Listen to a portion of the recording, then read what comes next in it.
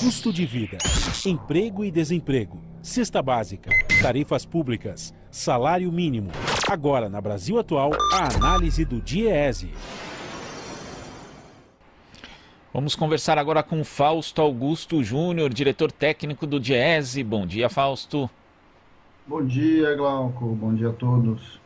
Fausto, ontem o IBGE divulgou dados mostrando que metade dos brasileiros sobrevive com menos de R$ 15 por dia. Esses dados são referentes a 2019 e mostram também que 1% da população ganhava 34 vezes mais que metade da população que tem menor rendimento. O índice de Gini também, que em média a desigualdade permaneceu ali no nível recorde, ou seja, toda aquela conversa de que o Brasil vinha melhorando, né, antes da pandemia, que de repente a pandemia interrompeu um voo e tal, o IBGE mostra que não é bem essa a realidade, né, Fausto? Não só não é, né, Glauco, e ajuda a gente a entender também as filas que a gente está vendo agora na Caixa Econômica Federal com relação ali ao abono emergencial de R$ 600.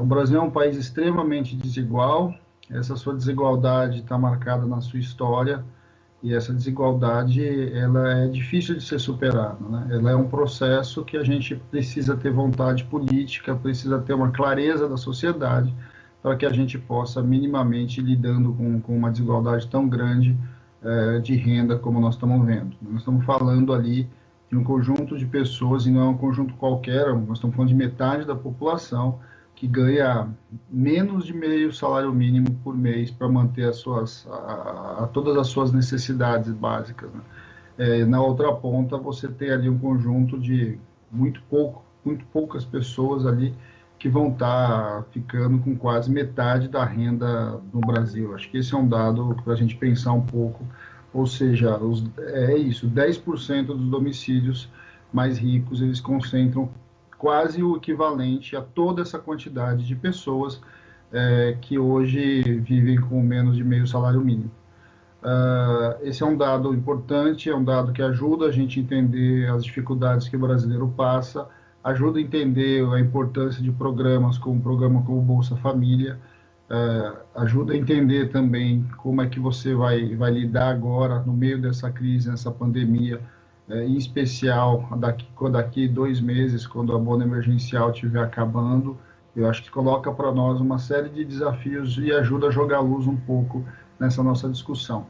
Ou seja, no momento da pandemia se discute muito, se fala muito, se tem muitas questões relacionadas ao emprego, à questão da renda, a questão da vida das pessoas. O próprio presidente fica insistindo que as pessoas têm que sair de casa para trabalhar, mas nós estamos dizendo que metade das pessoas saem para trabalhar para ganhar meio salário mínimo, porque é bom lembrar que esse dado é de 2019, esse dado não tem ainda o impacto da pandemia sobre ele. Então, acho que essa é uma questão colocada para nós. E mais grave ainda, Glauco, se você pegar ali o dado, a primeira parte do dado, você vai ver ali que mais de 20 milhões de pessoas, na verdade, vivem com um pouco mais de R$ 100 por mês.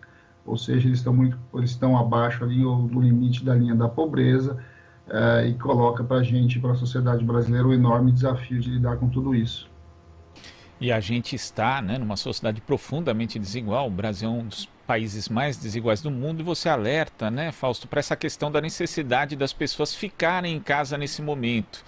E a gente viu ontem uma decisão do prefeito de Belém, a capital do Pará, o Pará que já tem cidades em que se faz o lockdown, incluindo entre as atividades essenciais o emprego doméstico, contrariando inclusive diretrizes nacionais, mantendo ali o fluxo, né, de pessoas que às vezes são informais, às vezes não, mas mesmo assim tem uma renda muito baixa. Como é que você vê esse tipo de atitude dentro desse contexto de pandemia, Fausto?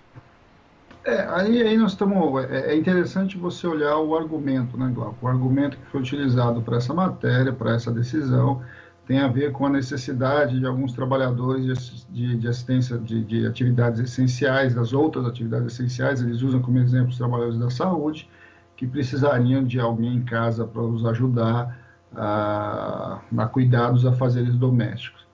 Muito bem, isso é muito uma tradição histórica nossa. Nós estamos marcados com uma tradição que vem lá da escravidão, ou seja, em que você sempre precisa de um outro que vá limpar a sua sujeira, né? Eu acho que isso é uma coisa importante para a gente tentar refletir enquanto sociedade. A maior parte dos países centrais, por exemplo, o trabalho doméstico é um trabalho horista. Ele é um trabalho caro, um trabalho bem mais caro que aqui no Brasil.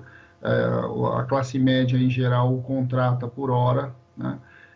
E ele vai se utilizar de outras tecnologias para manter a sua casa limpa. Eu acho que isso é uma coisa que aqui no Brasil nós não fazemos, e a discussão anterior, né, o dado anterior ajuda a entender.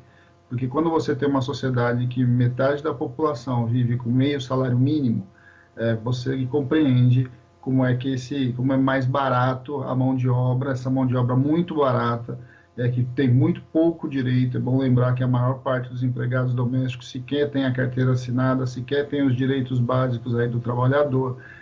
Tem controle de jornada muito frouxo, ou seja, muitos trabalhadores domésticos trabalham muito acima das 8 horas por dia, e para receber benefícios, receber salários muito baixos, mas muito, muito baixos mesmo. Quanto mais a gente vai saindo do centro-sul, aqui do Paulista, aqui da região sudeste, sul-sudeste, e mesmo quando a gente vai para o interior dos estados de São Paulo, Rio de Janeiro, etc., você vai vendo que a remuneração do trabalho doméstico ele vai caindo e caindo muito. A gente ainda tem a tradição lá do pequeno quarto de empregada no final da casa, que são coisas, na verdade, heranças ali de um trabalho escravo, ali de um outro momento histórico que nós já devíamos ter superado. Eu acho que isso é fundamental. Então, assim, quando você coloca essa discussão, está posto aí a explicação por que se entende esse trabalho como essencial. Agora, na outra ponta, a gente tem que olhar, e aí olhar com bastante atenção, porque se o Estado não minimamente der condições para que essas pessoas mantenham minimamente a sua renda, elas irão, não tem muita alternativa. Elas trabalham um dia para poder viver com o dinheiro daquele dia de trabalho, né?